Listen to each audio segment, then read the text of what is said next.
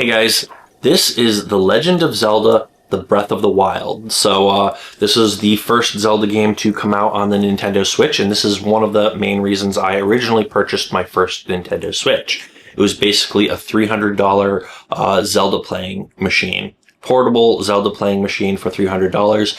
One of the great things about the Switch is you can basically just carry it with you to the bathroom. Anyways, not to get too sidetracked on the Nintendo Switch itself, but yeah, this is a great game, and I mostly bought the Switch for this. Now, this game was, it was kind of revolutionary in a few ways. They did a few things different. It was the first game on the Switch. It was, a new generation of Zelda game, and they tried to do a few things different. They tried to make it more open, and a lot of this was to get back to the original Zelda and not to be as restrictive and linear. It's debatable. In some ways they did. In some ways they kind of broke the formula instead of getting back to the basics and what it originally was. So there were a lot of different things. Now, one thing, basically, they give you a huge, they made it big, like bigger than Skyrim, right? Huge, beautiful world to explore, which I thought was great. It was really, really good. And they give you the ability to climb, so you can climb over things. So, like, if you see a big rock wall, it's not necessarily blocking you. You can climb over it. You got to build up your stamina, but you can climb over walls. You can, you can get over obstacles and get to hard to reach places, stuff like that. So that was very cool. That was one of the main things they added to this game to make it different. Quick side note here. You can swim in the game so long as you have stamina. You can't dive underwater. You can be swimming. You can't. I was surprised by that. Why did they make it that way? Going back and playing older Zelda games, you can dive underwater to pick things up. You can't in this game. Very strange that they did that, but that was one of the weird things, one of the restrictions in this game. So yeah, you could explore everywhere. Another thing that was another side note thing that was annoying is when it rains, you're gonna have you'll slip, right? And you can get potions of stickiness, or like you can get gear that makes it harder for you to slip. But that was a bit of a pain too. As soon as it seems like anytime there's a big cliff or rock or something to climb over, it starts raining, and then you can't do it no matter what. It just kind of destroys that whole game mechanic. I would have, it seems like a nice way to add depth to the game, but I would have taken that out of the game if it were up to me. I would let you just climb in the rain if you want. Another thing that's kind of annoying is lightning. It does add another level to the game, and I thought it was kind of cool, but also kind of annoying. Like if you have any metal armor or weapon on you, and there's a thunderstorm, you'll get hit by lightning eventually. You'll start seeing sparks on your whatever that's metal that you have. You have to take that off you. So you end up unequipping a bunch of stuff and putting non-metal gear on. And then when the thunder's over, switch back to your other gear. Switching back and forth too much, kind of annoying. Would be nice if you could switch between different clothing a lot faster. One interesting thing, they had a much bigger variety of weapons, items, and clothing in this game than they did in other games. Now that was very cool, having lots of different clothing with different effects. Love that. Wish you could set up, outfits or whatever that you could quickly switch between for different scenarios, because it could get tedious going through and picking each piece of clothing that you want one at a time. Now, another thing that was different about this game was the weapons. Weapons were, some people love it, some people hate it, but you basically had to find weapons. Your first weapon in the game is going to be a stick. Now, I thought that was pretty cool. You're starting with something simple like that, and it is cool that you can pick up weapons here and there and scavenge things, and that you can just find things and pick up items. That was pretty cool, and that you're always picking up new weapons from battles, always looking for something new. That was great, but they added what people hate, some people hated, and it can be frustrating, is that weapons break. They have durability, and almost every weapon in the game will break. So you're going to have to always be picking up new weapons. It's a bit of a pain. Like, no weapon in the game really means that much, because they're all going to break no matter how good they are. In previous Zelda games, each weapon was a major thing. Each weapon or item you get was a major thing. Like you'd complete a dungeon or a task and find a weapon. It was like a special treasure. And finally you had that for, the rest of the game. And it was a major thing. Now each weapon you get means almost nothing, because all of them are going to break. So yeah, you're playing with a larger variety of items, and yeah, you can, you keep switching things up a lot, so it's fun for the gameplay, but each one doesn't mean as much, so it's a little frustrating. It's frustrating that you have an actual sword, made of metal, and it somehow just shatters into pieces. How does that even happen just from hitting a few things? Or, you know, even like chopping like sticks and grass, your weapons are going to break. Another interesting thing you can do in this game, you can use things to chop down trees to break boulders, and if you choose like a, you know, you're going to be better off choosing like a big sledgehammer to break a boulder than you would with your sword. It's going to be more effective, and you can chop down trees, you can break logs and get firewood, and you can actually build fires in the game. A lot of stuff they give you the flexibility to do all sorts of things like that.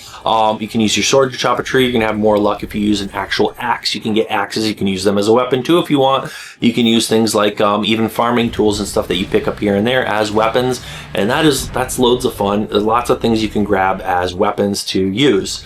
Now, what else was different in this game? So the other major thing was the dungeons. Not very many no real dungeons. No, I would say no real dungeons. Now they had these 4 magical beasts or whatever you would call them, these mythical beasts that you'd have to go find, and if you go inside them, and they were basically like a dungeon inside each one of these. You'd beat the dungeon, and once you beat each one and help each sage associated in basically each region, you know, recover, you know, gain control of these giant beasts or whatever, you'd have to get all 4 of them. You don't have to beat the game, but you'll have an easier time at the end of the game. You have to get them all, each sage in control of each of the 4 beasts, and these are like these giant ancient mechanical looking things that is basically like a whole dungeon inside. But it's not like a real dungeon, and it's like a moving thing. It just wasn't the same as exploring like a real actual temple or dungeon. It just was not the same, and there's only 4 of them. Now, given they have 120 different shrines. Now, these were mini dungeons meant to make up for the fact they didn't have any real dungeons. And they were pretty cool. They're all over the place. You're always having to discover a new shrine. Adds a whole another level of gameplay. Added a ton more gameplay, probably more than the dungeons in the other games. And each one has a unique and interesting puzzle, which I thought was pretty cool. It was terrific. It was great. Nothing against that. They all have unique puzzles, and they're all great. The shrines are terrific. Only problem with the shrines is that they still have, each one has its own, they all look the same. They have the same look and feel, the same design, the same everything, right? They weren't unique like the dungeons in previous games. Each one has its own unique theme. They're different and unique, and it's more like a bunch of puzzles that fit together instead of like one puzzle per shrine. So these shrines were not a real replacement for actual real dungeons, and the beasts were, the divine beasts is what they called them. They were not a replacement for real dungeons either. So even though there was plenty of dungeon type playing between the shrines and the beasts, it was not the same as real Zelda dungeons, and that was one thing people complain about, and I felt like that was something that was missing from the game, unfortunately. Still a great game, still really amazing. Put it up there with the other Zeldas. It was great. Those are some of the shortcomings. They also had some DLC, and I downloaded that and played through that. Also very good. It had some nice challenges in there and more stuff you could do. Also, you get this slate at the beginning of the game that gave you some special abilities that added a lot to the game, and it was a lot of fun. You get them early on in the game, and you get to do things like gives you this magnetic grabbing ability and all sorts of other nice abilities that lets you complete more complicated puzzles. That was fun too. It fits in with all the puzzles you have to get through when playing through the shrines, and you get puzzles in the overworld as well. So there's all of that. Also, another thing I should mention, you do get the Master Sword in the game, and that's one weapon that will not break, but it basically does the same thing. It will lose its charge. So you hit too many things with the Master Sword, it will lose its charge, and you have to wait until it charges up again. So it's not even that amazing of a weapon. Kind of a disappointment. It was still cool getting the Master Sword. Basically, when you get it, you have to have enough hearts to be able to pull it. So when you pull it from the stone, as you're pulling it, your hearts will go down and down. And if you don't have enough hearts, you won't have enough strength to be able to pull it from the stone. So you need to get your hearts up to a certain level before you can pull the sword from the stone. So that was a pretty cool way to do that. I thought that was cool. A great requirement for it, and a great way to make the gameplay. Just the fact that you run out of energy with it, that was disappointing. I don't know how else they would have fitted in with the mechanic of everything breaking in the game, and once you get the Master Sword, how would they convince you to keep using all the other weapons? I don't know. I would have just left them, the other weapons there as something fun you can use just for fun. But I personally, if I designed the game, I wouldn't make it so you have to use them. And making it so the weapons break is kind of a pain. I just didn't like it. It does add some good things to the game, but probably more bad things. I don't know. Just not a popular thing. Now, a lot of the game just doesn't quite seem to, I don't know how you'd fit this in with the other Zeldas, but they did kind of try to fit it in with the other Zelda games in the series. Now, the next one after this, Tears of the Kingdom, which I have right over here. So Tears of the Kingdom picks up where this one left off, but we'll talk about that in the next video. I'm going to review that game after this one. So, once they got to Tears of the Kingdom, they tried to work that one into the overall story where all the games fit together. And then once they got on to the next game, Echoes of Wisdom, which I also have here, I'm going to review that one shortly after Tears of the Kingdom. I've heard that they actually dropped these they're not meant to fit in with the mainline storyline and with the other Zelda games. They already made it confusing with multiple timelines and stuff, right? Trying to get all the games to fit together, even though they really don't. But anyways, yeah, a lot of people don't want to hear that probably, but anyways, yeah, so that was after Tears of the Kingdom, but yeah, Tears of the Kingdom was a direct sequel to Breath of the Wild and very similar in some ways. We'll talk about that next. But yeah, overall, definitely a great game, and if you've never played a Zelda game before, you can't really go wrong playing this. Just keep in mind some things are going to be different. The things that I mentioned are probably different from the basic Zelda formula.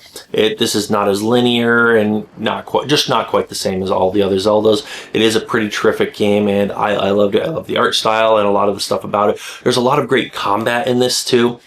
A lot of great combat mechanics. You can like parry and block and you use your shield and do all kinds of other stuff. And it's really pretty terrific. You can do there's like sneaking mechanics, a lot of other things I haven't mentioned. There's just a ton to this game. And, obviously a compelling story. And another thing before I forget, they also give you a paraglider. So you do a lot of climbing up to high places. Once you're up there, you're from a great place to look out and you're going to see things in the distance. Well, they give you a paraglider to glide off into the distance to where you're looking. Now, you're usually not going to make it all the way there. It would be kind of nicer if you could glide further on the paraglider, but you can get a good distance, and it's better than walking, and it's a great way to get down from the places you've climbed up to.